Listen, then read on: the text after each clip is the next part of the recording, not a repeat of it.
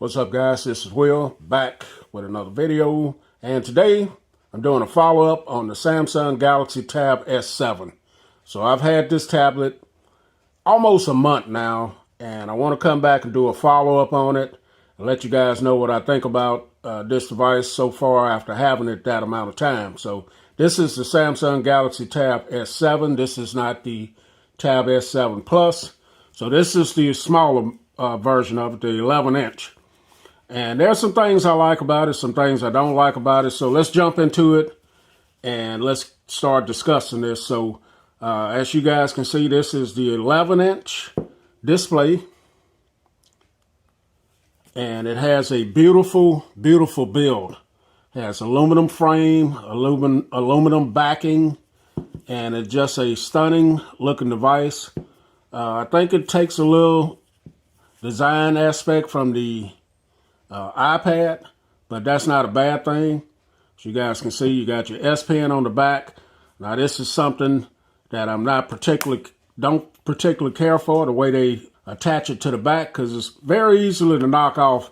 Although I must say, from the Tab S6 to this one magnetized to it a lot better.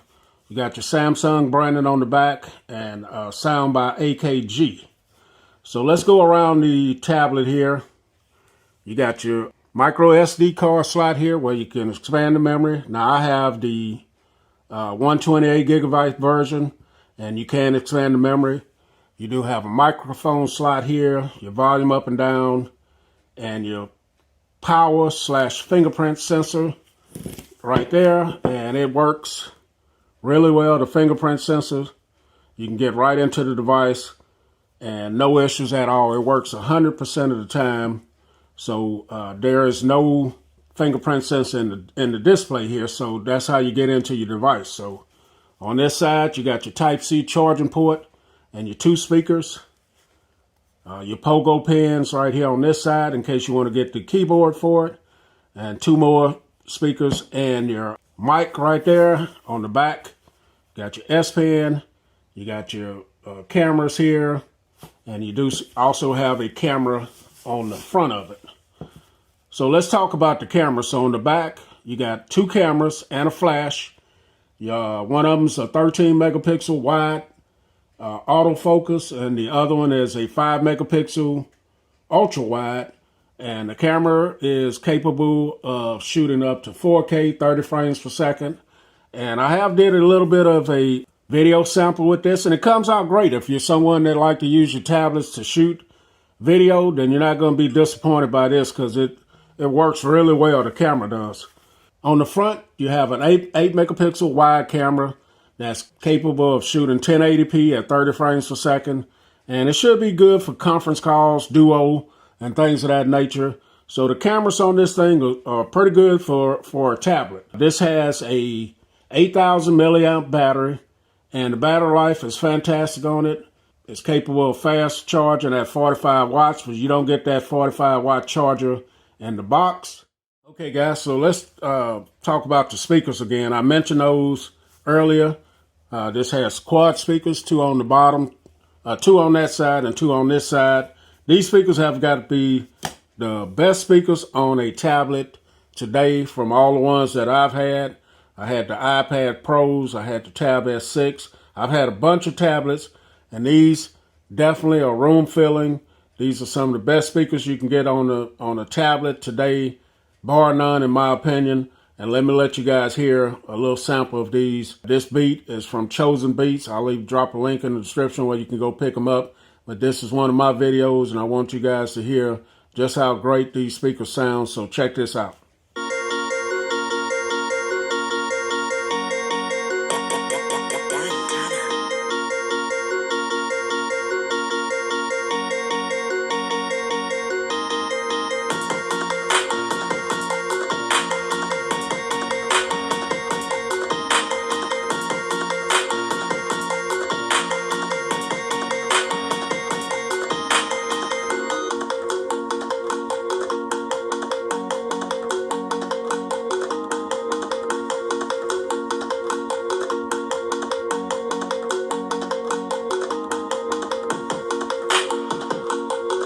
Okay, guys, as you guys can see, the highs are definitely great on it. The mids, the bass, everything's great with the speakers on this.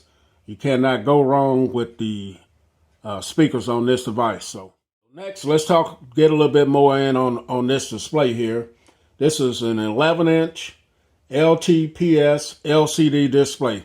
This is not an AMOLED display, but it has great colors. As you can see, the blacks are really dark, and just overall a pretty good display on it. Now, I can tell the difference between this one and my Tab S6 that I had.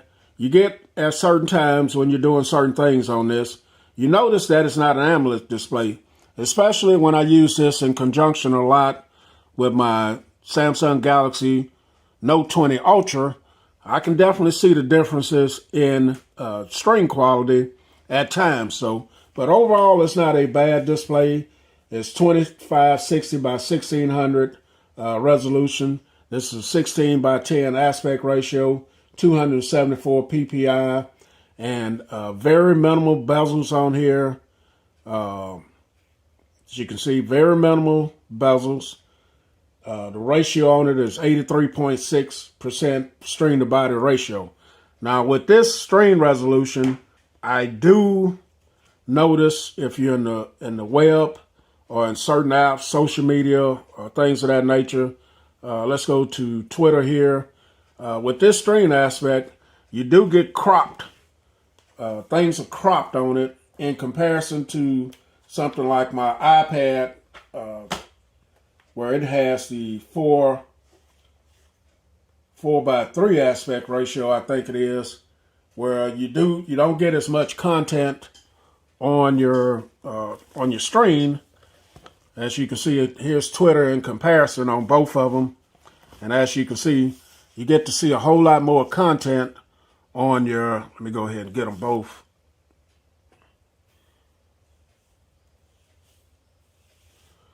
So there they are, both right there. As you can see, you get so much more content on your 4:3 aspect ratio. So that's one thing I don't like about this aspect ratio that they have on that device, on the Tab S6. So let's go into Safari over here, and we're gonna go over here. Let's go to Chrome over here, and I know it's two different browsers, but let's go. I'm gonna go to Apple over here as well.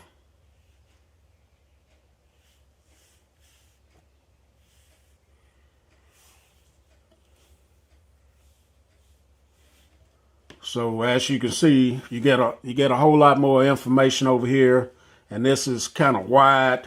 So that's the comparison, and I do kind of like the iPad aspect ratio a little bit better. So that's that on that. But other than that, the colors are great on it. No issues with the colors.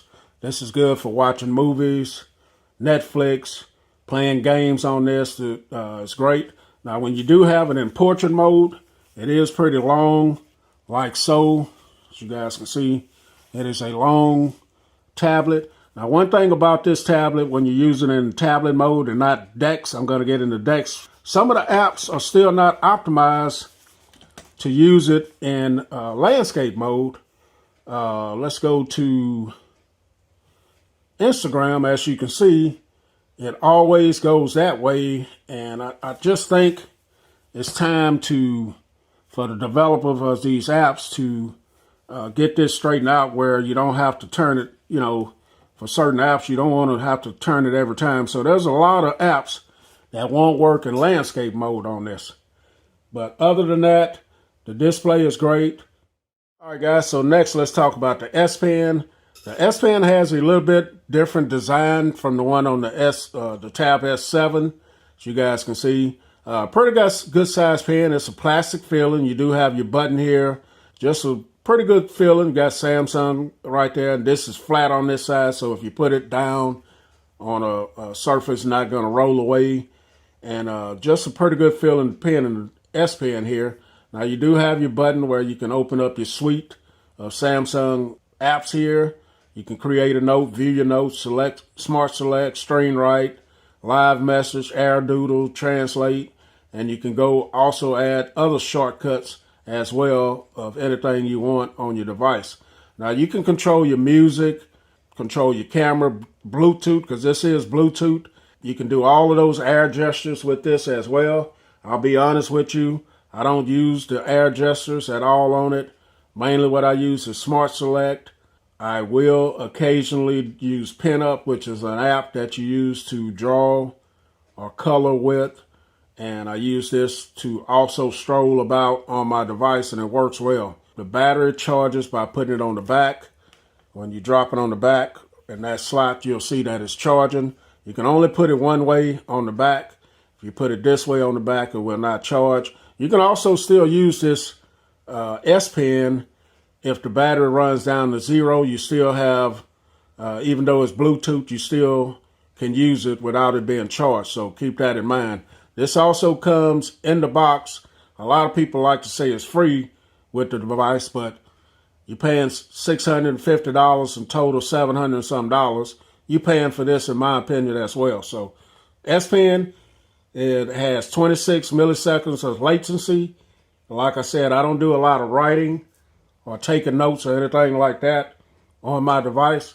But for those of you that need this as students or just to take notes and things like that, this should be comfortable. It should be great. They said it's matching the latency of the Apple Pencil now, so S Pen should be great for those of you that need it for that. All right, guys, so next let's talk about the performance on this.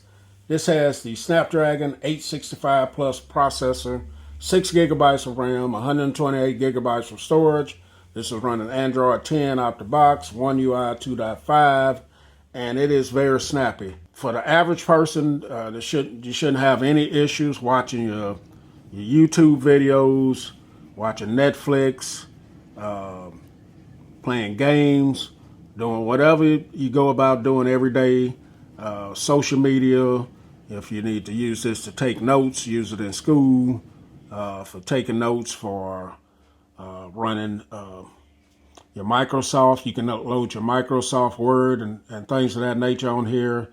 I use Google Docs, as you guys can see. So performance on this is great. You shouldn't have any issues.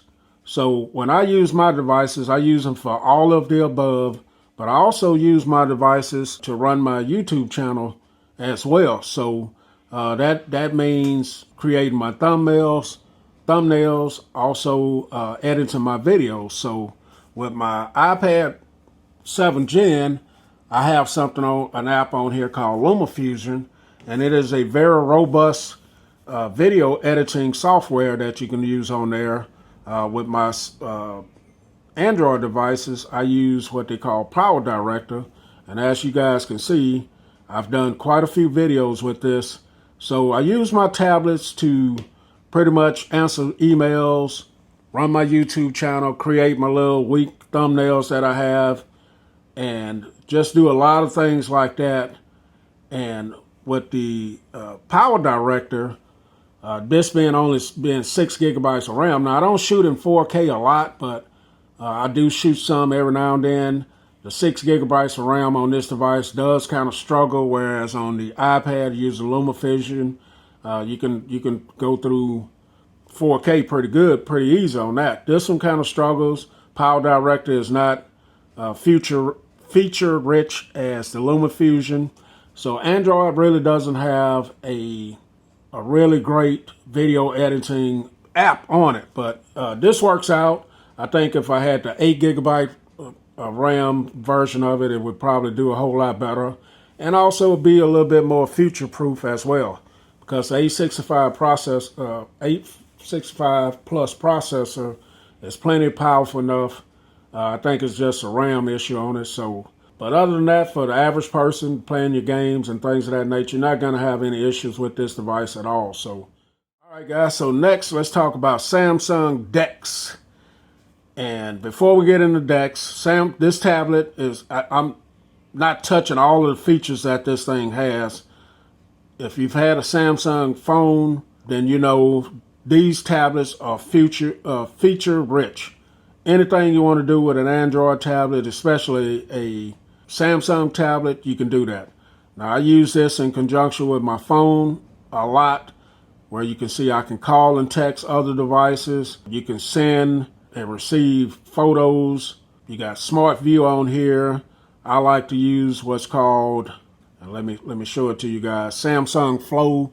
So with Samsung Flow, I can use my Note 20 if I'm somewhere out and I'm not around Wi-Fi and I want to mirror my screen over here to this device. I can mirror it, and I can look at YouTube videos or anything on my Note 20 on an 11-inch display, and I can be immersed in my YouTube videos, Netflix, social media, whatever I want to do. I can use Samsung Flow to hook up and just mirror my display over here, or I can transfer files from one device to the next with Samsung Flow. You got different ways now, so these integrate and they work well together, very well together, and it's a little ecosystem that I really like using with the Samsung tablet and the Samsung phone. So, all right, guys, so next let's talk about Samsung DeX.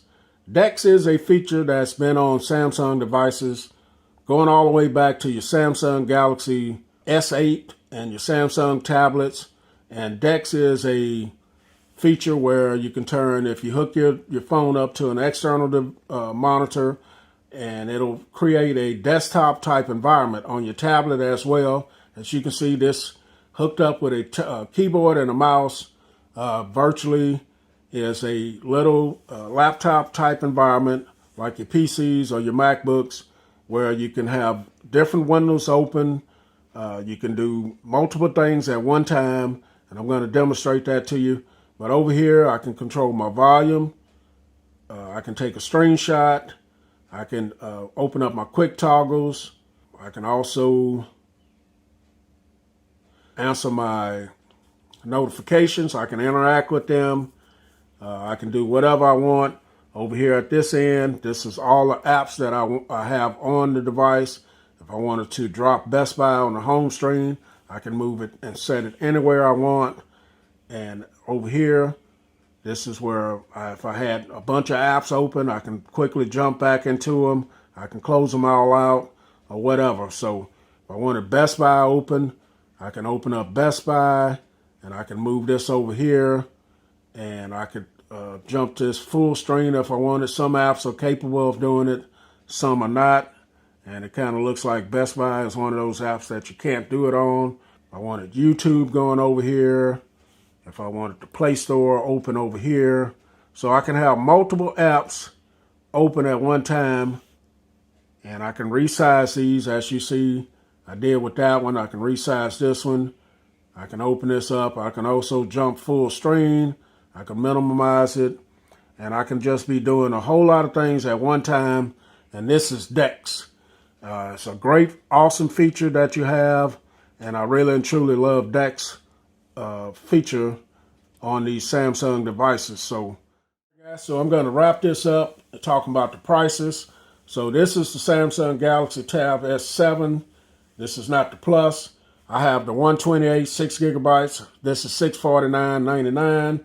If you move up to the 256 gigabytes, it's going to cost you $729.99. But you do jump up to the 8 gigabytes of RAM. The next is the 512 gigabytes, 8 gigabytes of RAM for $829. Now, if you add the keyboard cover with this, that's another $200. So just for this one right here, that would be $850. With taxes, be $900. So can get pretty expensive.